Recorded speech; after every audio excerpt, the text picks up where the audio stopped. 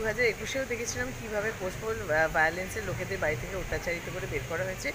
এবারেও same, specially Sandeshkhali এলাকাতে তো বিভৎস হয়েছে পোস্টপোল ভায়োলেন্স। আর বাকি সব জায়গাতে, প্রত্যেকটা জেলাতেই হয়েছে। গভর্নর সাহেব নিজে এটাতে মাথা ঘামিয়েছেন, উনি দেখছেন যে কেন লোকেরা বাইরে আছে এবং সবাইকে যাতে তারা ঘরে ফিরে যেতে পারে। কিছু কিছু মানুষ ফিরেও এসেছেন এবং বাকি জনেরাও ফিরে যাচ্ছেন আস্তে আস্তে, এবং আগামী দিনে যাতে এই অত্যাচারটা না হয়। এটা হয়ে গেল সেই এমার্জেন্সি এর যেটা হয়েছিল ইন্দিরা গান্ধীর সময় থেকে আমরা দেখে আসছি, যে ওই সময় একটা মানে হঠাৎ করে এমার্জেন্সি ডিক্লেয়ার করে দেওয়া হয়েছিল।